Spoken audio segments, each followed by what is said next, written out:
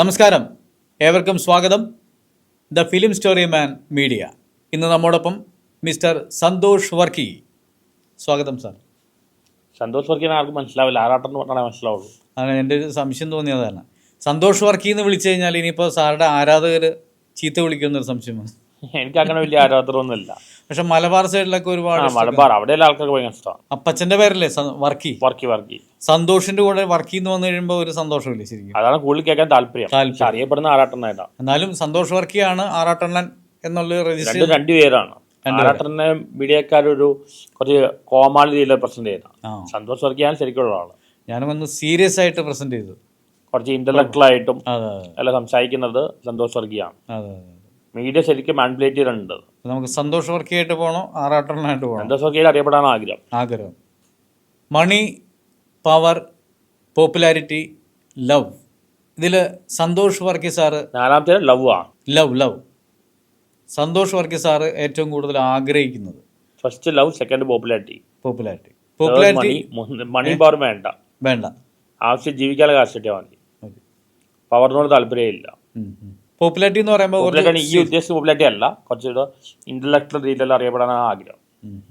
പക്ഷെ ഇവിടെ ഒരുപാട് ട്രോളുകളും മറ്റെല്ലാം വന്ന പല പെൺകുട്ടികളും 2K പിള്ളേരെല്ലാം അവർ ശരിക്കും വിചാരിക്കും ഞാൻ അലൻ ജോസ് പെരേര പോലെ ഒരു കോമാളിയാണ് വിചാരിക്കുന്നത്. പക്ഷെ അതല്ലെന്ന് അവർക്ക് എല്ലാവർക്കും അറിയില്ല. അങ്ങനെ അല്ലാന്ന് പ്രൂവ് ചെയ്യാൻ വേണ്ടി നമ്മൾ ട്രൈ ചെയ്യുന്നുണ്ടോ? നമ്മളിപ്പോൾ ഒരു 100 ഇന്റർവ്യൂസ് കൊടുത്തിട്ടുണ്ടെങ്കിൽ അതിൽ ജെന്യൂൻ ആയിട്ട് 4-5 ഇന്റർവ്യൂ ഉള്ളൂ സീരിയസ് ആയിട്ടുള്ള. ബാക്കിയെല്ലാം ഈ തമാശയാണ്, ഈ ഓരോ ഇതാണ്. ഇവിടെ അങ്ങനത്തെ ആങ്കേഴ്സ് അങ്ങനത്തെ മീഡിയക്കാരും ഇല്ല സീരിയസ് കാര്യം ചോദിക്കാൻ. അതുകൊണ്ട് പൊതുവെ ഒരു കോമാളി ഇമേജ് വന്നിട്ടുണ്ട്. അല്ലാതെ വിഷമമുണ്ട്. അതായത് ആറാട്ടെണ്ണൻ എനിക്കറിയാം, ഞാൻ അങ്ങനത്തെ ആളല്ലെന്ന് എനിക്കറിയാം. അതായത് അങ്ങ് ഫേമസ് ആയത് ആറാട്ടെണ്ണൻ എന്ന ലെവലിൽ അറിയാതായിപ്പോയതാണ്, പ്ലാൻഡ് അല്ല. പക്ഷെ അങ്ങനെ ഞാൻ ആരെയോട്ട് എന്നെ അനുകരിച്ച് ഒരുപാട് ആൾക്കാർ വന്നു. ആ പോപ്പുലാരിറ്റി ഇഷ്ടപ്പെടുന്നുണ്ടോ? അല്ല, ഒരു കോമാളിയായിട്ട് അറിയപ്പെടാൻ എനിക്ക് ആഗ്രഹമില്ല. ഞാൻ ഉദ്ദേശിച്ചത് ഒരു ആൽബർട്ട് ഐൻസ്റ്റീൻ പോലെയോ ബർട്ടൺ റസ്സലിനെ പോലെ ഇന്ററാക്ടീവ് സെലിബ്രിറ്റിയായിട്ട് അറിയപ്പെടാൻ ആഗ്രഹിച്ചത്. ഇത് വേറെ രീതിയിലാണ് പോയിരിക്കണം, ട്രോൾ മറ്റല്ല. ആ രീതിയിൽ എന്തെങ്കിലും റിവ്യൂസ് ചെയ്യാറുണ്ടോ? ഇല്ല. അങ്ങനെ ചെയ്യാറുണ്ട്. ഞാനിപ്പോ ക്വാണ്ടം മെക്കാനിക്സും ഫിലോസഫി പല കാര്യം ഇടാറുണ്ട്. അടുത്ത ആളുടെ പൊളിറ്റിക്സ് ആണെങ്കിലും പല സീരിയസ് ആയ കാര്യം ഇടാറുണ്ട്. അത് ഇന്റലക്ച്വലായ കാര്യം എല്ലാവർക്കും മനസ്സിലാവില്ല, സോഷ്യൽ മീഡിയ കാര്യം പിന്നെ ആൾക്കാർക്ക് മനസ്സിലാവുന്നുണ്ട്. ഫിലോസഫർ ആയ സ്ഥിതിക്ക് കുറെ ഒരുപാട് തോട്ട്സ് വരുമല്ലോ, ചെയ്തുകൊണ്ടിരിക്കുകയാണ്. ഒരുപാട് തോട്ട്സ് വരുമല്ലോ, അതെല്ലാം ക്രോഡീകരിച്ച് ഒരു പുസ്തകം എഴുതാനുള്ള എഴുതിയിട്ടുണ്ട്. 2 ബുക്കുകളും പബ്ലിഷ് ആണ്. പക്ഷെ അതിന് പബ്ലിസിറ്റി കിട്ടി. ആറാട്ടെണ്ണനാണ് ഈ പുസ്തകം എഴുതിയതെന്നുള്ള ഒരു തിരിച്ചറിവ് ജനങ്ങൾക്ക് വന്നു. ഞാൻ ഒരു ബുക്കിന് താഴെ മോഹൻലാൽ കമന്റ് ചെയ്തിട്ടുണ്ട്. പുസ്തകത്തിന്റെ കോപ്പി വല്ലതും കയ്യിലുണ്ടോ? ആമസോണിലുണ്ട്. 10 ബുക്ക് എഴുതിയിട്ടുണ്ട്, 2 പബ്ലിഷ് ചെയ്തു. 10 ബുക്ക് എഴുതിയിട്ടുണ്ട്. അല്ല, എന്റെ ബാക്ക്ഗ്രൗണ്ട് പലർക്കും അറിയില്ല. ഞാൻ ബേസിക്കലി എഞ്ചിനീയറിംഗ് പഠിച്ച ആളാണ്. അത് ഞാൻ ഇൻഡസ്ട്രിയൽ ഫിലോസഫി തിരിഞ്ഞാണ്. എനിക്ക് നെറ്റ് JRF ഗേറ്റിൽ കിട്ടിയതാണ്. പിന്നെ IIT കൂടെ അഡ്മിഷൻ കിട്ടിയതാണ്. ഇതൊന്നും ഈ കളിയാക്കുന്ന ആൾക്കാർക്ക് അറിയില്ല. പക്ഷെ അത് തിയേറ്ററിലേക്ക് വന്നപ്പോഴാണ് ഓൺലൈൻ വഴി കുറ്റപ്പെടുത്തി കാര്യമില്ല. കാരണം ആൾക്കാർക്ക് വേണ്ടത് ഇങ്ങനത്തെ കാര്യങ്ങളാണ്, കോമാളിത്തം. അതുകൊണ്ടാണ് അവരും അങ്ങനെ കാണിക്കുന്നത്. സീരിയസ് ആയിട്ടുള്ള ഒരു അപ്രോച്ച്. പെൺകുട്ടികളാണ് പോലും ബുദ്ധിയുള്ള ഒരു പെൺകുട്ടികൾ കുറവാണ്. കാരണം ഇവരെല്ലാം ട്രോൾ ഇതൊക്കെയാണ് കണ്ടുകൊണ്ടിരിക്കുന്നത്. ഇതെല്ലാം കണ്ടിട്ടാണ് ഇവർ എന്നെ ഇവാലുവേറ്റ് ചെയ്യുന്നത്. എന്റെ ഫേസിൽ എക്സ്പ്രഷൻ ഇങ്ങനെല്ലാം കണ്ടിട്ട് ഒരു ക്ലൗഡ് പോലെ കാണും. അത് വളരെ രസം തോന്നിയില്ല. കാരണം ഞാൻ അങ്ങനത്തെ ആളല്ല. ഇപ്പൊ എന്നോട് ചില ആൾക്കാർ പറയും നിങ്ങൾ എന്റർടൈൻ. ഞാൻ എന്റർടൈൻമെന്റ് ഒന്നും ചെയ്തിട്ടില്ല. ഇതുവരെ ആരെ എന്റർടൈൻ ചെയ്യാൻ വേണ്ടി ഒന്നും ചെയ്തിട്ടില്ല. ഇത് വളച്ചൊടിച്ചതാണ്. മീഡിയക്കാർ പലത് വളച്ചൊടിച്ചതാണ്. ഇപ്പൊ പെരേലാണ് നേരിട്ട് കാണിക്കുന്നതാണ്. ഇത് വളച്ചൊടിച്ചതാണ്. എന്റെ ഫേസിൽ എക്സ്പ്രഷൻ, സംസാര രീതി ഇതെല്ലാം വെച്ച് ഉണ്ടാക്കുകയാണ്. താങ്കൾ പ്രസന്റ് ചെയ്തതെല്ലാം സീരിയസ് ആയിരുന്നു. ഞാൻ സീരിയസ് ആയിട്ടാണ് പറഞ്ഞത്. ഇവരത് വേറെ രീതിയിൽ ആക്കിയിരിക്കുകയാണ്. അല്ല, മീഡിയക്ക് നല്ല പങ്കുണ്ട്, ട്രോളന്മാർക്ക് നല്ല പങ്കുണ്ട്. അപ്പൊ ഈ അലൻ ജോസ് പെരേരയൊക്കെ ആയിട്ട് ഒരു ഫ്രണ്ട്ഷിപ്പ് വന്നല്ലോ. അല്ലുണ്ട്. പക്ഷെ പെരേര ഞാനന്ന് ആദ്യമായിട്ട് ഇന്റർവ്യൂവിൽ അറിഞ്ഞു കൊടുത്താൽ ഞാൻ വന്ന് വൈറലായില്ല. 1 വർഷം ശേഷം വൈറലായത്. പുള്ളിയാണ് ഈ കോമാളിത്തം കൊണ്ടുവന്നത്. അതുവരെ നന്നായി പോയിക്കൊണ്ടിരുന്നതാണ്. എന്നെ ഇന്റർവ്യൂ ചെയ്ത രാഹുൽ ഈശ്വർ അല്ലെങ്കിൽ രഞ്ജിനി മേനോൻ അങ്ങനത്തെ ആൾക്കാർക്ക് ഇന്റർവ്യൂ കൊണ്ടിരുന്ന. പിന്നീട് ഇത് കോമാളിത്തം പോലെയായി. പിന്നെ വന്ന ആൾക്കാരെല്ലാം ആ ട്രാക്കാണ് ഫോളോ ചെയ്തത്. അപ്പൊ പിന്നെ തോന്നിയില്ലേ ഈ അലൻ ജോസിന്റെ കൂടെ കൂടി കഴിഞ്ഞാൽ ഞാൻ പിന്നെയും കോമാളിയാവും? അയാളെ ഇപ്പോഴാണ് പറഞ്ഞത്. പണ്ടല്ലായാലും ഫുള്ളി എന്റെ പുറകെ ഒരു റിവ്യൂ പറയാൻ പോലും സമ്മതിക്കില്ലായിരുന്നു. കൂടെ വന്ന് സംസാരിക്കുക, ശരിക്കും ഒരാൾ യൂസ് ചെയ്യുക. എന്നോട് പല ആൾക്കാർ ഒതുക്കാനുള്ള പറഞ്ഞു. പക്ഷെ ഞാൻ അങ്ങനെ ചെയ്തിട്ടില്ല. ഇപ്പോഴും നിങ്ങൾ ഫ്രണ്ട്സ് ആയിട്ട് പോകുന്നുണ്ട്? ഫ്രണ്ട്സിന് അയാൾ വളരെ ഓപ്പർച്യൂണിസ്റ്റിക് ആണ്. അയാൾക്ക് ആവശ്യമുള്ള ഇതേ ഉള്ളൂ, എല്ലാം പ്ലാൻ ചെയ്ത് വന്ന ആളാണ്. പുള്ളിയെ കൊണ്ടുവന്ന ആൾക്കാരെ പുള്ളി മറന്നുപോയി. വേറെ 2 പേരുണ്ട്, അവരുമായിട്ടൊന്നും പുള്ളിക്ക് ബന്ധമില്ല. അപ്പോൾ ടിപ്പിക്കൽ ഒരു കോൺഗ്രസ് രാഷ്ട്രീയക്കാരനാവേണ്ട ആളാണ്. മറികണ്ടൻ ചാടാണ്, കുതുകാൽ വെട്ടാൻ നന്നായിട്ട് അറിയാവുന്ന ആളാണ്. ജയിലിൽ കിടന്ന ദിവസം ഒരു 12 ദിവസം അതിലേറ്റവും പോസിറ്റീവായിട്ട് ഉണ്ടായിരുന്ന തോട്ട്സ് എന്തായിരിക്കും, അല്ലെങ്കിൽ എക്സ്പീരിയൻസ്? ജയിലിൽ നിങ്ങൾ പറയുന്ന, ഞാനങ്ങനെ പോകേണ്ട ആളല്ല. അല്ല അതല്ല, ഇത് പിന്നിലുള്ള ഒരുപാട് എൻ്റെ പേരിൽ ഒരു ട്രാൻസ്ജെൻഡർ കേസ് വന്നു. ഞാൻ ആളെ കണ്ടുപോലുമില്ല. ഹേമ കമ്മിറ്റി പോയി സംസാരിച്ചപ്പോൾ എനിക്ക് എത്ര കൊണ്ടുവന്ന് എൻ്റെ ഒന്ന് ഒതുക്കാൻ വേണ്ടി ചെയ്തതാണ്. ഈ ജയിലിൽ പോകുന്ന കേസ് പറഞ്ഞാൽ അതിന് ഞാൻ പറഞ്ഞ സ്റ്റേറ്റ്മെൻറ്റ് അതിൻ്റെ കീഴിൽ എല്ലാവരും ആ പ്രേസർ മുഴുവൻ പറഞ്ഞത് ഇയാൾ പറഞ്ഞത് കറക്റ്റാണ് പറഞ്ഞത്. അതെല്ലാം തുടരും പറഞ്ഞ സിനിമയ്ക്ക് റിവ്യൂ എടുക്കാൻ വേണ്ടി എന്നെ അറസ്റ്റ് ചെയ്തെന്ന് പറയണം. അതിന് പിന്നെ സിനിമാക്കാർക്ക് ഒരുപാട് കളിയുന്നുണ്ട്. തുടരും സിനിമയ്ക്ക് ഞാൻ റിവ്യൂ എടുക്കാൻ പാടില്ല. ഏതെങ്കിലും നടിക്ക് ഇതിനകത്ത് പങ്കിട്ടതായിട്ട് പറഞ്ഞിട്ടുണ്ടോ? നടിമാരല്ല, എനിക്കെതിരെ കേസ് കൊടുത്തിട്ട് അൻസിബയാണ് അൻസിബയിലെ കേസ് കൊടുത്തിട്ടുണ്ട്. ഇതിൽ ഒരുപാട് കളി നടന്നുണ്ട്. റീസെന്റ് അൻസിബയായിട്ട് ബന്ധപ്പെട്ട് കുറച്ച് ഇഷ്യൂസ് വന്നിട്ടുണ്ടല്ലോ. അല്ല, ഇപ്പൊ ആൾക്കൊക്കെ മനസ്സിലായല്ലോ, തണിനിറം പുറത്ത് വന്നല്ലോ. ഇപ്പൊ ലക്ഷ്മി പ്രിയ പറയണ്ടായിരുന്നു, ലക്ഷ്മി പ്രിയയുടെ ഹസ്ബൻഡിന് എന്തോ മെസ്സേജ് അയച്ചെന്നുള്ള കാര്യം. ജയിലിൽ ഞാൻ ചോദിച്ചത് ജയിലിൽ അനുഭവമാണ്. നിങ്ങൾ പറഞ്ഞ പോലെ ഇതുപോലെ ഈ അങ്ങനത്തെ നെഗറ്റീവ് ഒന്നുമില്ല, എല്ലാം പോസിറ്റീവാണ്. ഞാൻ ചോദിച്ചത് ഒരു ഹോസ്റ്റൽ താമസിക്കുന്ന പോലെ ചിട്ടയായ ജീവിതം. ഞാൻ അവിടെ പോയി സിനിമ കാണാൻ പറ്റും, ബുക്കുകൾ വായിക്കാൻ പറ്റും, നല്ല ഭക്ഷണം കിട്ടും. അങ്ങനത്തെ വലിയ പ്രശ്നമൊന്നുമില്ല. ഈ പറയുന്ന പോലെ പ്രശ്നമൊന്നുമില്ല. ഒരു ഡിസിപ്ലിൻ ലൈഫായി, ലൈഫ് കുറച്ച് ഡിസിപ്ലിൻ ആയി. അതൊരു പോസിറ്റീവ് ആണ് കിട്ടിയത്. പിന്നെ എന്തെങ്കിലും പുതിയ തീരുമാനങ്ങൾ എടുക്കാൻ തോന്നിയോ? ഇത് എല്ലാം തുറന്നു പറയാനുകൊണ്ടുണ്ടാവുന്ന പ്രശ്നമാണ്. കുറച്ച് ഡിപ്ലോമാറ്റിക് ആവാൻ തീരുമാനിച്ചു. അതിനുശേഷമാണോ കുറെ കൂടെ സീരിയസ് ഫേസ് വേണം എന്ന രീതിയിലേക്ക് ഇന്റർവ്യൂ ഒക്കെ ചേഞ്ച് ആവാൻ തുടങ്ങിയത്? അതെ, എൻ്റെ ഫേസ് വളരെ സീരിയസ് ആണ്. മീൻസ് എനിക്ക് ഞാൻ ഈ ഫേമസ് ആയപ്പോൾ എൻ്റെ ഫാദർ ഹോസ്പിറ്റലായി, എൻ്റെ ഉള്ളിൽ മരിച്ചുപോയി. അപ്പോൾ എനിക്കത് അന്ന് പ്രോപ്പറായിട്ട് പ്ലാൻ ചെയ്യാൻ പറ്റിയില്ല. അങ്ങനെ അന്ന് പ്രോപ്പറായിട്ട് പ്ലാൻ ചെയ്തെങ്കിൽ വേറെ ലെവലിലേക്ക് പോയാണ്. അപ്പച്ചൻ മരിച്ചിട്ട് ഇപ്പോൾ എത്ര നാളായി? 4 വർഷം ആവുന്നു. U was very great person. സ്വന്തമായി ജീവൻ ഉണ്ടാക്കിയ ആളാണ്. ഒരുപാട് ക്വാളിറ്റീസ് ഉള്ള ആളാണ്. ഞാൻ പുള്ളിയുടെ മുമ്പിൽ ബിഗ് സ്റ്റേറാണ്. ഒരുപാട് പുള്ളി എഞ്ചിനീയർ ആയിരുന്നു. ഒരുപാട് പേർക്ക് ജീവൻ ഉണ്ടാക്കി കൊടുത്ത ആളാണ്. സ്വന്തമായി ജീവൻ ഉണ്ടാക്കിയ ആളാണ്. ഒരുപാട് ഗ്രേറ്റ് ക്വാളിറ്റീസ് ഉള്ള. എൻ്റെ ഫാദറെ കൊണ്ട് പറയാനല്ല, എനിക്ക് പുള്ളിയുടെ ആകെ മനുഷ്യത്വം അങ്ങനെ കുറച്ച് കാര്യങ്ങൾ കിട്ടിയിട്ടുള്ളൂ. എൻ്റെ അവസ്ഥയിൽ പുള്ളിയാണെങ്കിൽ ഇങ്ങനെയൊന്നും സംഭവിക്കില്ല. You was very shrewd. ഒരു തിരുവനന്തപുരത്ത് ഒരു കേസുണ്ടായിരുന്നു. എൻ്റെ ലാൻഡ് പ്രോപ്പർട്ടി 8 വർഷം എൻ്റെ പുറകെ നടന്ന് എല്ലാം സോൾവ് ചെയ്ത് വന്ന ആളാണ്. You was very shrewd. എന്നെ കുറിച്ച് പറയണ്ടായിരുന്നു. ഞാൻ ഫേമസ് ആയപ്പോൾ പുള്ളി ഹോസ്പിറ്റലായിരുന്നു. ആ സമയത്ത് പുള്ളി ഒരു ദിവസം രാത്രി വിളിച്ചു പറഞ്ഞു, ഇവനെ ആരോ തല്ലിയെന്ന് പറഞ്ഞു. അങ്ങനെയല്ല, you was highly worried, concerned ആയിരുന്നു എന്നെ കുറിച്ച്. അപ്പച്ചനുണ്ടെങ്കിൽ ഒന്നുകൂടെ ഒരു ഗൈഡ് നടക്കില്ല. കുറച്ചുകൂടെ ഗൈഡൻസ് ചോദിക്കാനും പറയാൻ ആരുമില്ല, ഗൈഡ് ചെയ്യാൻ ആരുമില്ല. അങ്ങനത്തെ അവസ്ഥയിലേക്ക് പോയിരിക്കാം. You was a great man. എൻ്റെ ഫാദറെ കൊണ്ട് പറയാനല്ല. അപ്പോൾ അപ്പച്ചനെ പോലെ ഗ്രേറ്റ് മാൻ ആകണം, അതുപോലെ ആവണമെന്ന് ആഗ്രഹമുണ്ട്. പക്ഷെ എല്ലാ സ്വഭാവം കിട്ടിയിട്ടില്ല. പരിശ്രമിക്കുന്നു. എന്നെ കുറിച്ച് ആൾക്കാർ എന്തെങ്കിലും മോശം പറയുമ്പോൾ എനിക്ക് വിഷമമാണ്. പാകിസ്ഥാന്റെ മകൻ ഇങ്ങനെ ആയെന്ന് പറയുമ്പോൾ വിഷമമുള്ളൂ. അപ്പച്ചന് ചീത്തപ്പേര് ജീവിതത്തിൽ ആരൊക്കെ പുള്ളി ഏറ്റുമുട്ടി കണ്ടുപിട്ടിട്ടുണ്ട് അവരെല്ലാം ബഹുമാനിച്ചൊരു വ്യക്തിയാണ്. കൃഷിയൊക്കെ ഉണ്ടായിരുന്നോ അപ്പച്ചന്? കൃഷിയൊന്നുമില്ല. പുള്ളി ഇവിടുത്തെ പ്ലാൻ മാനേജർ ആയിരുന്നു. പുള്ളി എഞ്ചിനീയർ ആണ്. പഠിക്കാൻ വളരെ മിടുക്കനായിരുന്നു. ജീവിതത്തിൽ ഒരുപാട് അത്രയും ഫിനാൻഷ്യൽ കണ്ടീഷണൽ ഫാമിലിയിലല്ല ജനിച്ചത്. ഒരുപാട് പേർക്ക് ജീവിതം ഉണ്ടാക്കി കൊടുത്തു. പുള്ളി നന്നായിട്ട് വന്നു. ഒരുപാട് ക്വാളിറ്റീസ്. ഭയങ്കര സ്ട്രോങ് മൈൻഡായിരുന്നു. ഭയങ്കര സാക്രിഫൈസിങ് മൈൻഡായിരുന്നു. വളരെ സെൽഫ്ലെസ് ആയിരുന്നു. എന്നാൽ പുള്ളി ആർക്ക് പറ്റിക്കാൻ പറ്റില്ല. ഫെയർ ആൻഡ് ഫേം ആയിരുന്നു. എല്ലാവരും ബഹുമാനിച്ച വ്യക്തിയായിരുന്നു. എന്നെ ഏറ്റവും കൂടുതൽ ജീവിതത്തിൽ സ്നേഹിച്ച ആൾ പുള്ളി തന്നെ, എൻ്റെ ഫാദർ തന്നെയാണ്.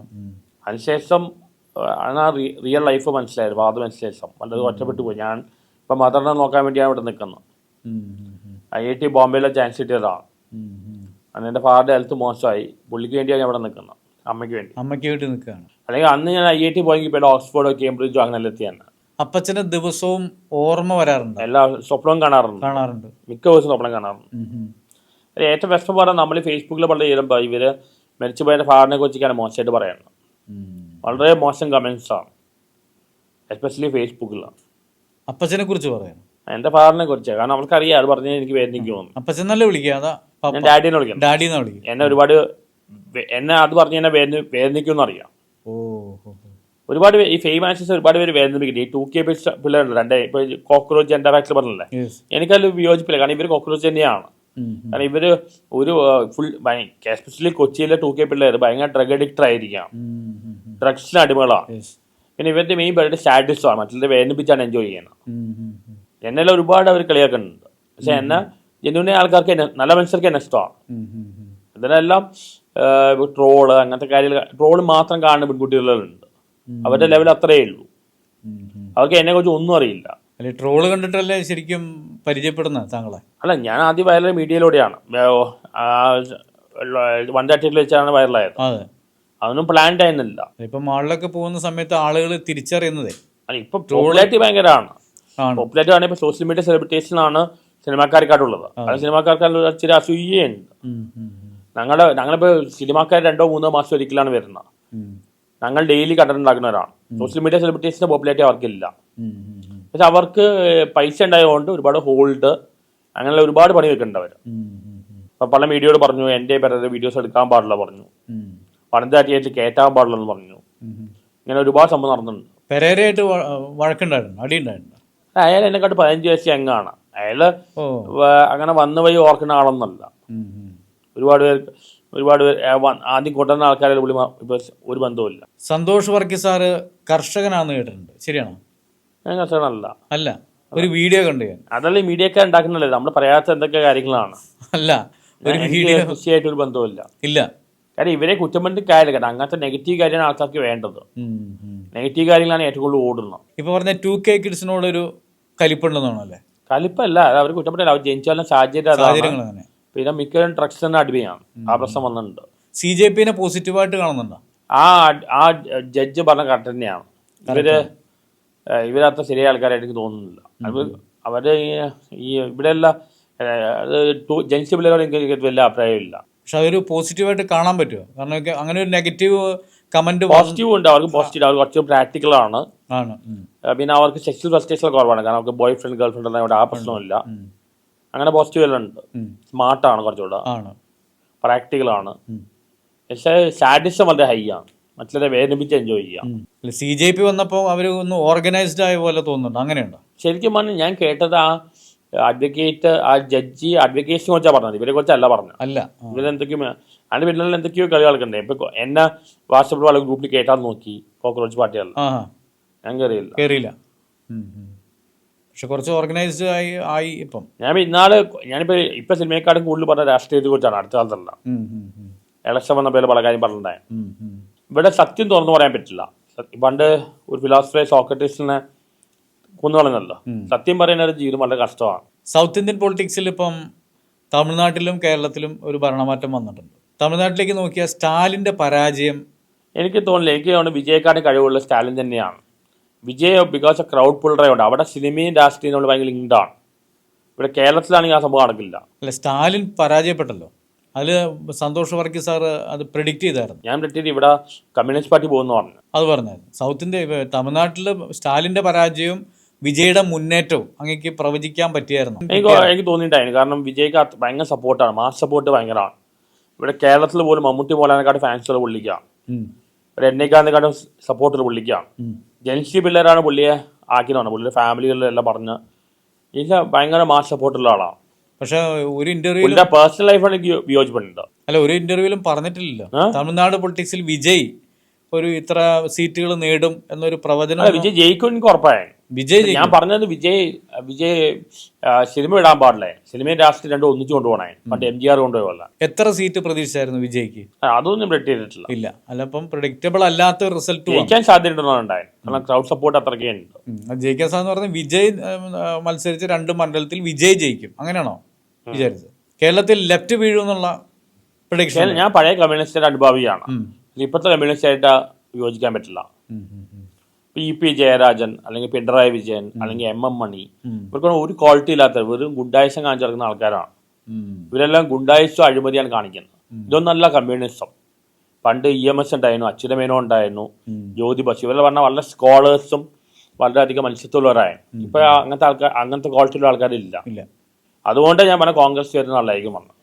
അല്ലാതെ ഞാൻ ബേസിക്കലി പഴയ കമ്മ്യൂണിസ്റ്റിന്റെ അനുഭവം തന്നെയാണ്. കോൺഗ്രസ് ഇങ്ങനെ അധികാരത്തിൽ വരുന്ന പ്രതീക്ഷ ഉണ്ടായിരുന്നു.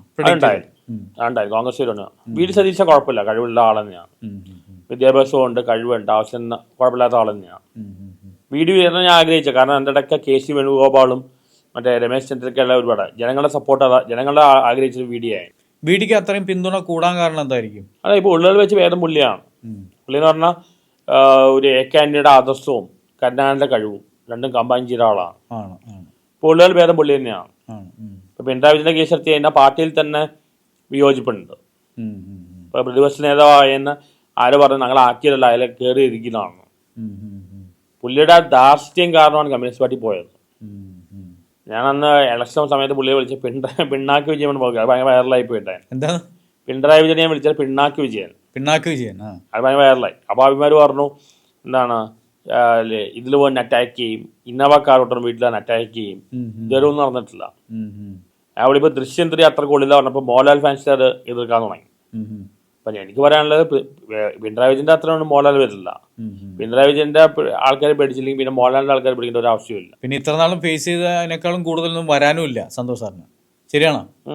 ഇവിടെ ഇത് കുറച്ച് വയലന്റ് പാർട്ടീസ് ആണല്ലോ, അക്രമ രാഷ്ട്രീയമാണ്. എന്നോട് പറഞ്ഞ TP ചന്ദ്രശേഖരൻ 51 വെട്ടിയാണ്, അതേപോലെ വെട്ടുമെന്ന് പറഞ്ഞാണ്. ഇവർക്കെല്ലാം എന്ത് തോന്നുവാസം കാണിക്കുക, ഇവർക്കെതിരെ ഒന്നും പറയാൻ പാടില്ല. അതെങ്ങനെ ഭീഷണി ഫോണിലും വന്നു, കമന്റ്സിലും ഉണ്ടായിരുന്നു. ഞാൻ ഇതിന് അന്നിട്ടപ്പോൾ എല്ലാവരും പോസിറ്റീവായിട്ട് പറഞ്ഞു. ആർക്കും പിണറായി വിജയൻ ഭരണത്തിൽ തുടരണമെന്ന് ആഗ്രഹമില്ലായിരുന്നു. തമിഴ്നാട് പൊളിറ്റിക്സിലേക്ക് നോക്കിക്കഴിഞ്ഞാൽ സ്റ്റാലിന്റെ പരാജയത്തിന്റെ കാരണം എന്തായിരിക്കും? സ്റ്റാലിൻ്റെ കുഴപ്പമല്ല, വിജയുടെ മാസ് അപ്പീൽ. അവിടെ കേരളത്തിലാണെങ്കിൽ ഇപ്പൊ മമ്മൂട്ടി പോലെ ഇലക്ഷന് ജയിക്കണമില്ല. ഇവിടെ രാഷ്ട്രീയം സിനിമയും തമ്മിൽ ബന്ധവുമില്ല. ഇവിടെ ആൾക്കാർ ഏറ്റവും കൂടുതൽ ഇമ്പോർട്ടൻസ് കൊടുക്കുന്ന രാഷ്ട്രീയത്തിനാണ്, സിനിമയ്ക്കല്ല. അവിടെ സിനിമയും രാഷ്ട്രീയം നമ്മൾ ഭയങ്കര ലിങ്ക്ഡാണ്. സിനിമാക്കാർ അവർക്ക് ദൈവങ്ങളെ പോലെയാണ്. ആ ഒരു ഇതിൽ വിജയുടെ ഒരു മാസ് സപ്പോർട്ടോടെ കയറിയതാണ്. വിജയ്ക്ക് എന്തെങ്കിലും പ്ലാനിങ്, വർഷങ്ങളുടെ പ്ലാനിങ് പദ്ധതിയൊക്കെ നേരത്തെ ഉണ്ടായിരുന്നല്ലോ. ജനനായക സിനിമയിൽ അത് ബേസിലുണ്ടാക്കിയതാണല്ലോ. പ്ലാനിങ്ങിലുണ്ടായിരുന്നു. പക്ഷെ ആദ്യം പുള്ളിയുടെ ഫാമിലി നോക്കണം, പിന്നെയാണ് നാട് നോക്കേണ്ടത്. പുള്ളി ഭാര്യയും 2 മക്കളുണ്ടായിട്ട് ചെയ്യുന്നത് ശരിയല്ല. അത് വിജയനും ശരിയല്ല, തൃശ്ശ ചെയ്യുന്നതും ശരിയല്ല. സോൾവ് ആയില്ല അത് ഭാര്യയായിട്ടുള്ള വിഷയം. ഡിവോഴ്സ് എന്തായാലും തോന്നുന്നു. മകനെ എതിർപ്പുണ്ട്. ആദ്യം ചാരിറ്റി ബിഗൻസ് അറ്റ് ഹോം. ആദ്യം ഫാമിലിയാണ് ശരിയാക്കേണ്ടത്. മകൻ ഈ ഫ്രെയിമിലൊന്നും വന്നിട്ടില്ല അല്ലേ? മകൻ അമ്മയുടെ ഒപ്പം, വൈഫിൻ്റെ ഒപ്പമാണ് പുള്ളിയുടെ. ഈ ഇലക്ഷൻ റിസൾട്ടിന് ശേഷം മകനൊന്നും ഈ ഫ്രെയിമിൽ വന്നിട്ടില്ല. പോപ്പുലാരിറ്റി കൊണ്ട് മാത്രം തമിഴ്നാട്ടിലെ രാഷ്ട്രീയത്തിൽ വിജയിക്കാൻ പറ്റുമെന്ന് തോന്നുന്നുണ്ടോ? അങ്ങനെയാണല്ലോ പണ്ട് MGR മറ്റെല്ലാം വന്നത്. രജനീകാന്തിന് അത്ര പറ്റിയില്ല. ഇപ്പം അവിടെ മികച്ച നടന്മാരൊന്നും ഇപ്പം കമലഹാസൻ അല്ലെങ്കിൽ ശിവാജി ഗണേശൻ ഇവർക്കൊന്നും വലിയ മാസ് സപ്പോർട്ടില്ല. MGR ഇവിടേക്ക് ഭയങ്കര ഇതായാണ്. MGRനൊക്കെ ഒരു പൊളിറ്റിക്കൽ വ്യൂ ഉണ്ടായിരുന്നു തോന്നുന്നു. MGR സപ്പോർട്ട് ഉണ്ടായിരുന്നെങ്കിൽ ആസ് എ പൊളിറ്റീഷ്യൻ അത്ര സക്സസ്ഫുൾ ആയിരുന്നില്ല. എനിക്കൊന്നും വിജയ് അങ്ങനെ ആവണമില്ല. പക്ഷെ വിജയുടെ ക്യാബിനറ്റിൽ നല്ല ക്വാളിഫൈഡ് ആൾക്കാരാണ്. പുള്ളിക്ക് നല്ല ഭരണാധികാരിയായിട്ട് തുടരാൻ പറ്റുമെന്ന് തോന്നുന്നുണ്ട്. അത് ഇന്ന് തെളിയിക്കണം. പുള്ളി പൊളിറ്റിക്കൽ ബാക്ക്ഗ്രൗണ്ട് ഇല്ല, ഇന്ന് തെളിയിക്കേണ്ടി വരും. മുഖ്യ ശത്രു ആരായിരിക്കും വിജയുടെ? പൊളിറ്റിക്കൽ ശത്രു ആരായിരിക്കും? സ്റ്റാലിൻ തന്നെയായിരിക്കും. സ്റ്റാലിൻ അസംബ്ലിയിൽ ഇല്ലാതെ എങ്ങനെ വിജയ്ക്ക് എതിരെ ഫൈറ്റ് ചെയ്യാൻ സാധ്യതയുണ്ട്? സ്റ്റാലിൻ കരുണാനിധിയുടെ മകനാണല്ലോ. കരുണാനിധി അത്ര സിമ്പിൾ ആളൊന്നല്ല. അയാളുടെ കുറെ ക്വാളിറ്റി അയാൾക്കുണ്ട്. അപ്പൊ ഉദയനിധിയിലേക്ക് ഇവിടെ ചിലപ്പം സ്റ്റാലിൻ നല്ലതായിട്ട് ഭരിക്കണ്ടായിരുന്നു. എന്താണ് സ്റ്റാലിൻ പോകാൻ ഇത്രയും മാസപ്പീൽഡ് കൊണ്ട് പോയതാണ്. സിനിമാക്കാരുടെ പോപ്പുലാരിറ്റി കൊണ്ട് പോയതാണ്. തമിഴ്നാട്ടിൽ സിനിമ എന്ന റിലീജിയൻ പോലെയാണ്. എന്തുകൊണ്ട് ഇവിടെ മലയാളം സിനിമയ്ക്ക് അത്രയും മാർക്കറ്റ് കിട്ടുന്നില്ല? ഇപ്പൊ മോഹൻലാൽ ശ്രമിക്കേണ്ടത്. കാരണം ഇവിടുത്തെ ആളുകൾക്ക് പൈസ കൊടുത്തവർക്ക് സിനിമ കാണാൻ വലിയ താല്പര്യമൊന്നുമില്ല, പഴയ ജനറേഷൻ അല്ല. അതുകൊണ്ട് മാർക്കറ്റ് കൂട്ടാൻ വളരെ ബുദ്ധിമുട്ടാണ് ഇവിടെ സിനിമയ്ക്ക് അങ്ങനെ പ്രത്യേകിച്ച് വലിയ വിലയൊന്നുമില്ല. എല്ലാവരും രാഷ്ട്രീയത്തിന്റെ പുറകെയാണ്. പണ്ട് പ്രേം നസീർ ഇലക്ഷൻ നിൽക്കാൻ നോക്കിയിട്ട് തോക്കുന്ന് പറഞ്ഞിട്ട് പിന്മാറിയതാണ്. പേഴ്സണൽ ലൈഫിലേക്ക് വന്നാലേ കൂടെ നിന്നിട്ട് അല്ലെങ്കിൽ കൂടെ നിൽക്കുന്നവരെ വിശ്വസിക്കാൻ പറ്റില്ല എന്ന് തോന്നുന്ന ഘട്ടങ്ങളുണ്ടായിരുന്നോ? ആരും വിശ്വസിക്കാൻ പറ്റില്ല. ഈ കൂടെ നടക്കുന്ന ആൾക്കാർക്ക് ആർക്കും ഒരു ആത്മാർത്ഥതയില്ല. കൂടെ നടക്കുന്ന ആൾക്കും ഒരു ആത്മാർത്ഥതയില്ല. പണ്ട് സിനിമയുടെ അബി പറഞ്ഞില്ലേ, മകനോട് പറഞ്ഞില്ലേ, കൂടെ നടക്കുന്ന ആൾക്കാരെ വിശ്വസിക്കാൻ പറ്റില്ല. ഇവരെല്ലാം ഇപ്പൊ എല്ലാവർക്കും ഇപ്പൊ മമ്മൂട്ടി മോഹൻലാലിന്റെ എർത്തുകളുണ്ട്, ചുറ്റും കുറച്ച് ആൾക്കാരുണ്ട്. അവരെല്ലാം അവരുടെ സ്വാർത്ഥ താല്പര്യം നമ്മൾ ഉപയോഗിക്കും. ഒരാളെയും വിശ്വസിക്കാൻ പറ്റില്ല. ഈ ജയിലിൽ കിടന്ന സമയത്ത് അടുപ്പുള്ള ആരെങ്കിലും വന്ന് സഹായിച്ചോ? അന്നാണ് കുറച്ച് ജെന്യൂനെ ആൾക്കാർ ഒന്ന് കാണാനല്ല വന്നത്. അവര് ജെന്യൂനാന്നുള്ളത് പ്രൂവ് ചെയ്തു. ബാക്കി വളരെ മാറി നിൽക്കുക ചെയ്ത. വരുമെന്ന് പ്രതീക്ഷിച്ച ആരെങ്കിലും വരാതിരുന്നുണ്ട്. അവരായിട്ട് ഫ്രണ്ട്ഷിപ്പ് കണ്ടിന്യൂ ചെയ്തോ അതോ കട്ട് ചെയ്തോ? റെസ്പോണ്ട് ചെയ്യുന്ന വിചാരിച്ച് അവിടെ വരുമെന്ന് വിചാരിച്ച ആരും പലരും വന്നിട്ടില്ല. അപ്പൊ ശരിക്കും 12 ദിവസം ഒരുപാട് പേരെ മനസ്സിലാക്കാനുള്ള ദിവസങ്ങളായിരുന്നില്ലേ?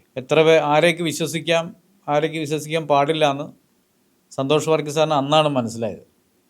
പിന്നെ കുറച്ചുകൂടെ ഒന്ന് സീരിയസ് അപ്രോച്ച്. ഇവിടെ അമ്മയിലെല്ലാം എന്തൊക്കെയാണ് നടക്കുന്നത്. ഇവിടെ എത്രയോ പേര് സിദ്ദിഖിന് പോയ ആൾക്കാരെല്ലാം ജയിലിൽ പോലും പോയിട്ടില്ല. എന്താ ഒരു ബലാത്സംഗ കേസ് പോലും വന്നതാണ്. ഇവിടെ പോലീസ് കറപ്റ്റാണ്. കോടതിയിൽ ജസ്റ്റിസ് ഇല്ല. എത്ര വർഷങ്ങളിൽ പുറകെ നടക്കണം. എത്ര അഭയ കേസിൽ 30 വർഷം എടുത്തില്ലേ. ഇങ്ങനെ ജസ്റ്റിസ് വന്നിട്ട് എന്താ കാര്യം? 30 വർഷം 25 വർഷം കൊണ്ട് ജസ്റ്റിസ് വന്നിട്ട് എന്താ കാര്യം? നീതി വന്നിട്ട് എന്താ കാര്യം? പോലീസ് കറപ്റ്റാണ്, ഒരു സംശയമില്ല. അത് അമ്മയ്ക്ക് പോലീസിൽ വലിയ സ്വാധീനം ചെലുത്താൻ പറ്റുന്നുണ്ടോ? പല കേസും അവർക്ക് പൈസ കിട്ടിയാൽ മതി, പോലീസുകാർക്ക് പൈസ കിട്ടിയാൽ മതി. നല്ല ഹോൾഡ് ഉണ്ട്. ഇപ്പം എന്തെങ്കിലും കേസ് ആണ് യൂട്യൂബേഴ്സ് ഞാൻ അറസ്റ്റ് ചെയ്യണം. തുപ്പീനെ അറസ്റ്റ് ചെയ്തു, ചെകുത്താനെ അറസ്റ്റ് ചെയ്തു, എന്നെ അറസ്റ്റ് ചെയ്തു. എന്തെങ്കിലും ന്യൂസ് ഡൈവേർട്ട് ചെയ്യാനും മറ്റെല്ലാം യൂട്യൂബേഴ്സിലാണ് ഏറ്റവും പോപ്പുലാരിറ്റി കൂടുതലുണ്ട്. അവരെ ഞാൻ ടാർഗറ്റ് ചെയ്യുന്നത്. ഞാൻ നേരത്തെ കർഷകനാണെന്ന് ചോദിച്ചല്ലോ, ഒരു വീഡിയോയിൽ ഞാൻ കണ്ടായിരുന്നു. നല്ല മീഡിയക്കാർ കാണിപ്പിച്ചാണ് ചെയ്താണ്. ലുങ്കിയൊക്കെ എടുത്തിട്ട് സന്തോഷ് സാർ ഇങ്ങനെ കർഷകനാണെന്നൊക്കെ ഞാൻ ഈ പലതും നിന്ന് കൊടുക്കേണ്ട ആവശ്യമില്ലായിരുന്നു. പിന്നെ നോ പറയാൻ പറ്റാത്തതുകൊണ്ട് പെട്ടുപോയ പ്രശ്നങ്ങളാണ് പലതും. പെട്ടുപോയത്. ആ മേഖല ഒബ്സർവ് ചെയ്യാറുണ്ടോ? കാർഷിക മേഖല എനിക്ക് ഭയങ്കര താല്പര്യമൊന്നുമില്ല. ഇല്ല. കാർഷിക മേഖലയിലെ ഒരു ഇടിവും നമ്മളുടെ യങ്സ്റ്റേഴ്സിന്റെ മൈഗ്രേഷനും ഇത് തമ്മിൽ കണക്ട് ചെയ്യാൻ പറ്റുമോ? ചില ആൾക്കാർക്ക് ഇത് മോശം പണി പോലെ തോന്നുകയാണ്. വൈറ്റ് കോളർ ജോബൊക്കെയാണ് ആൾക്കാർ പ്രിഫർ ചെയ്യുന്നത്. അതുകൊണ്ടാവാം ഇത് വിട്ടിട്ട് മൈഗ്രേറ്റ് ചെയ്യുന്ന ബ്രെയിൻ ഡ്രെയിനൽ വരാൻ കാരണം അതാവാം. നമ്മുടെ ഡെമോക്രാറ്റിക് 70% നമ്മുടെ എക്കണോമി അഗ്രികൾച്ചർ തന്നെയാണ്. ഈ മൈഗ്രേഷൻ നമ്മുടെ ജനാധിപത്യ സംവിധാനത്തെ എത്രത്തോളം ബാധിക്കുന്നുണ്ടെന്ന് ചിന്തിച്ചത്? ഞാൻ ആദ്യമേ പറയാം, ജനാധിപത്യ സംഭവം വർക്കൗട്ട് ആവില്ല. കാരണം ജനാധിപത്യത്തിൽ ഭൂരിപക്ഷം ആൾക്കാരാണല്ലോ. ഈ ഭൂരിപക്ഷം പറഞ്ഞ ആൾക്കാർ ചിന്തിക്കാത്തവരാണ്. ചിന്തിക്കുന്ന ആൾക്കാർ 2% കാരണം ഈ ഡെമോക്രസി ഒറിജിനേറ്റ് ചെയ്ത് ഗ്രീസിലാണ്. സോക്രട്ടീസ് വെച്ചപ്പോൾ പ്ലേറ്റ് പറഞ്ഞതാണ് ഡെമോക്രസി വർക്കാവില്ല. മെജോറിറ്റി നോക്കിയിട്ട് കാര്യമില്ല. മെജോറിറ്റി ആൾക്കാർ പൊതുജനം കഴുതയാണ്. ഈ പൊതുജനങ്ങളെ മണ്ടന്മാരാക്കിയിട്ടാണ് രാഷ്ട്രീയക്കാരും സിനിമാക്കാരും എല്ലാം ചെയ്യുന്നത്. നമ്മളുടെ ഒരു 98% പോപ്പുലേഷൻ മാസമാണ്. അവർ ചിന്തിക്കാത്തവരാണ്. 2% ചിന്തിക്കുള്ളൂ. ഇപ്പം ഞാൻ തന്നെ പല വീഡിയോസ് 2 പേരും സബ്സ്ക്രൈബ് ചെയ്യാൻ പല വീഡിയോസ് കാണുന്നത്. നമ്മളെപ്പോഴും ഫിലോസഫിക്കലും ക്വാണ്ടം മെക്കാനിക്സിലിട്ട് ചെയ്യുന്ന പിന്നെ ഫീൽഡിൽ നിൽക്കില്ല. ഇവർക്ക് വേണ്ടൊരു മസാലയാണ് മാസ് ഓഡിയൻസ്. ഇത് ഇപ്പോൾ എന്തുകൊണ്ട് മമ്മൂട്ടി മോഹൻലാലും 2 തരത്തിൽ പടം ചെയ്യുന്നു. ആർട്ട് ഫിലിമും ചെയ്യുന്നുണ്ട്, കൊമേഴ്സ്യൽ പടം ചെയ്യുന്നു. അങ്ങനെ 2 തരം സപ്പോർട്ട് വേണം, അല്ലാതെ പിടിച്ചിരിക്കാൻ പറ്റില്ല. ഞാൻ നാളെ ഫ്ലവേഴ്സ് ടിവിയിൽ ഇന്റർവ്യൂ ഞാൻ പറഞ്ഞിട്ടുണ്ടായിരുന്നു. ശ്രീകണ്ഠനായിട്ട് ഒബ്സർവ് ചെയ്യാൻ പറഞ്ഞു. ഇവിടെ വിറ്റ് പോകണ 3 കാര്യം പറഞ്ഞാൽ ഏറ്റവും ആദ്യം വിറ്റ് പോകണം കോമാളിത്രം, പിന്നെ അപരാധം ക്രിറ്റിസിസം കുറ്റം പറയാനില്ല, പിന്നെ വിറ്റ് പോകുന്നത് അഡൾട്ടാണ്. ഈ 3 കാര്യമാണ് ഏറ്റവും വിറ്റ് പോകുന്നത്. അത് നല്ല കാര്യം ആർക്കും വേണ്ട. അശ്വന്ത് ഗോക്ക് ഈ കഴിഞ്ഞ ദിവസങ്ങളിലെ അശ്വന്ത് ഗോകിന് ഞാൻ ഇടയ്ക്ക് വിളിക്കാറുണ്ട്, പുള്ളി എന്നെ വിളിക്കാറുണ്ട്. പൈസ വാങ്ങിയ കേസ് ആ റിയാക്ഷനോട് എനിക്ക് വിയോജിപ്പുണ്ട്. പുള്ളി വിദ്യാഭ്യാസമുള്ള ആളാണ്. പുള്ളി ഇത്ര ഇമോഷണൽ ആവേണ്ട ആവശ്യമില്ല, കുറച്ച് റാഷണൽ ആയിട്ട് പെരുമാറാം.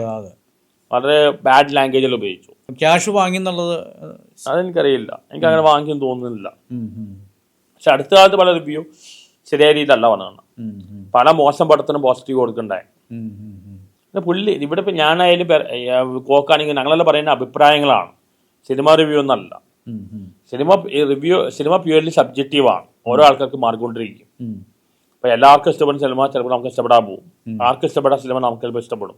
അപ്പൊ നിങ്ങൾ പോയി പടം കണ്ടു നോക്കാനേ പറയാൻ പറ്റുള്ളൂ. പടം കണ്ടു നോക്കുക. ഇതെല്ലാം അഭിപ്രായങ്ങൾ മാത്രമാണ്. ഇത് കണ്ടിട്ട് നിങ്ങൾ പോവുകയോ പോകാതിരിക്കുകയോ ചെയ്യരുത്. പെയ്ഡ് ആവാനുള്ള സാധ്യത. പിന്നെ റിവ്യൂ കണ്ട് പോകുമ്പോൾ നമുക്ക് നേരത്തെ ഒരു മുൻധാരണ ഉണ്ടാവും. ആ മുൻധാരണയോടെ കാണുമ്പോൾ നമുക്കൊരു ഇൻഡിപെൻഡന്റ് ആയിട്ട് ഇവാലുവേറ്റ് ചെയ്യാനോ എൻജോയ് ചെയ്യാനോ പറ്റില്ല. പേര് നടക്കുന്നുണ്ട് ഇവിടെ. First day first show review genuine അല്ല.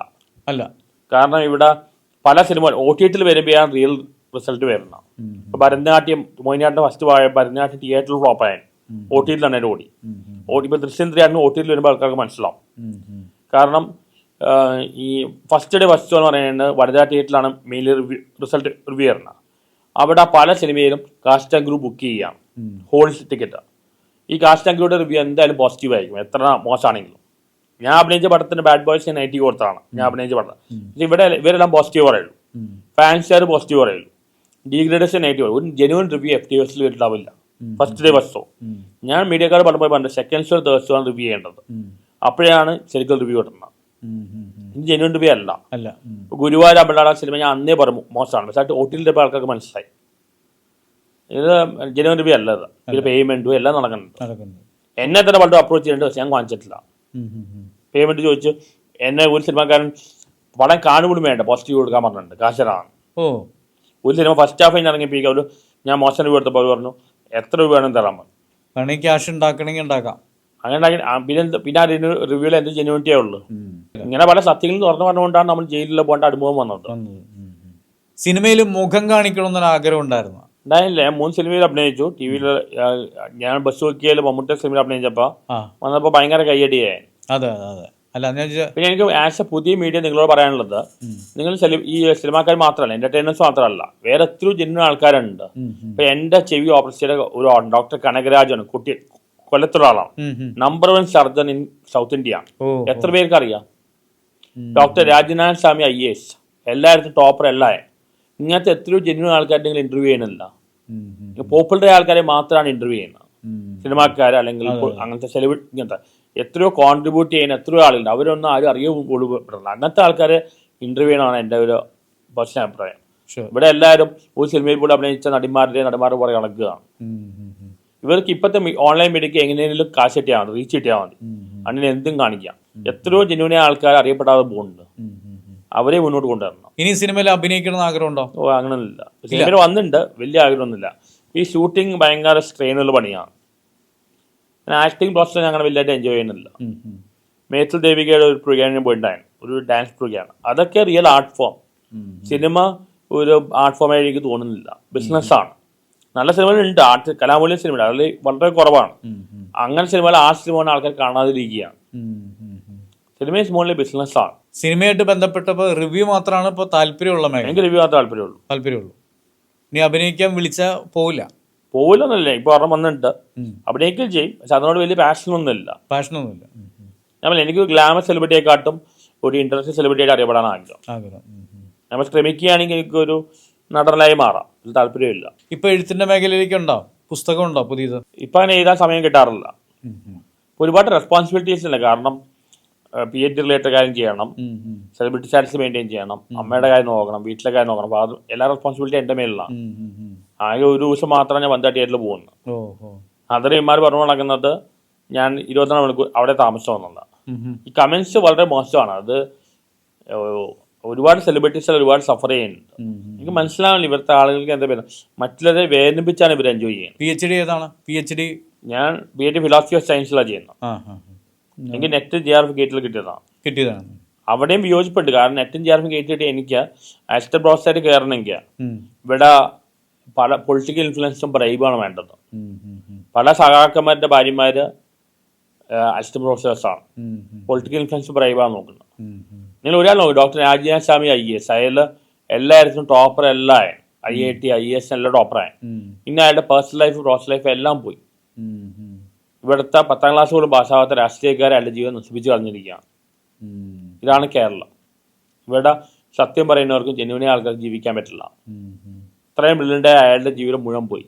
പേഴ്സണൽ ലൈഫ് അല്ല, because he was against corruption. കറപ്ഷന് എതിരായ കൊണ്ടായ പുള്ളിയുടെ ജീവിതം ഇങ്ങനെ ആയിരുന്നു. ഇവരുടെ കൂടെ എല്ലാവരും നിന്നു കൊടുക്കുകയാണെങ്കിൽ ഒരു കുഴപ്പമില്ല. ഒരു മാറ്റങ്ങൾ നെക്സ്റ്റ് ജനറേഷനിൽ പ്രതീക്ഷിക്കാൻ പറ്റുമോ? ജെൻസി പിള്ളേരെ ഡ്രഗ്സ് മേടിച്ചിങ്ങനെ നടക്കുകയല്ലേ, എന്ത് റെസ്പോൺസിബിലിറ്റി അവർ കാണിക്കുന്നു? ഈ ഡ്രഗ്സ് ഭയങ്കര പ്രശ്നമാണ്. ഒരു വീട്ടിൽ ലൂലുമാലിൽ ഞാൻ ഡെയിലി പോകണം ബുക്ക് വായിക്കാൻ പറ്റില്ല. വളരെ ടോക്സിക് ഏരിയ ആണ്. നമ്മളിപ്പോൾ സെൽഫി എടുക്കാൻ വേണ്ടി വരും, നമ്മൾ സെൽഫി കൊടുത്ത് ഇമാർ ചിലപ്പോൾ ആക്രമിക്കാൻ വരും. ലൂലുമാലിൽ എനിക്ക് ഒരു അറ്റാക്ക് ഉണ്ടായതാണ്. ഒരു അറ്റാക്ക് ഉണ്ട്. പിന്നെ അത് മാത്രമല്ല പല നിയമങ്ങൾ സ്ത്രീകൾക്ക് അനുകൂലമുണ്ട്, പ്രശ്നമുണ്ട്, മിസ്യൂസ് ചെയ്യുന്നുണ്ട്. കാരണം അവരുടെ പേരിൽ വുമൺ കാർഡ് ഇറക്കും, അവർക്ക് നിയമം അനുകൂലമുണ്ട്, അത് മുതലെടുക്കുക. എന്റെ പേരിൽ ആളെ കണ്ടുപോലുമില്ല. ട്രാൻസ്ജെൻഡർ കേസ് വന്നതാണ്, ആളെ കണ്ടുപോലുമില്ല, ഇപ്പോഴും കണ്ടിട്ടില്ല. ഇങ്ങനെയൊക്കെയാണ് ഇവിടെ നടക്കുന്നത്. 2 ദിവസം TV-യിൽ എൻ്റെ പേരോ എൻ്റെയും ബാക്കി എല്ലാവരുടെയും പേരുണ്ടായിരുന്നു. എന്നാൽ ഇവർക്ക് ഈ ഇടുന്ന എനിക്ക് ഈ ഓൺലൈൻ മീഡിയയോട് വലിയ ദേഷ്യമല്ല, കാരണം അവർ ജീവിക്കാൻ വേണ്ടി ചെയ്യുന്നതാണ്. പക്ഷേ സാറ്റലൈറ്റ് മീഡിയ അല്ല, നീഡും ഗ്രീഡും നമ്മൾ വ്യത്യാസമുണ്ട്. വിശന്ന് കാട്ട കുഴപ്പമില്ല, ബൈബിൾ പറയുന്നുണ്ട്. ഇവർ ഗ്രീഡാണ് കാണിക്കുന്നത് ഈ സാറ്റലൈറ്റ് മീഡിയ. മെൻസ് കമ്മീഷൻ വന്നാൽ ഗുണം ചെയ്യും. അത് ഞാൻ പണ്ടുപോലെ പറയുന്നതാണ്. എനിക്ക് രാവിലെ പരിചയമുണ്ട്. രാവിലെ എല്ലാ കാര്യത്തോടും യോജിപ്പില്ല, എന്നാലും മെൻ കമ്മീഷൻ ആവശ്യമില്ല തന്നെയാണ്.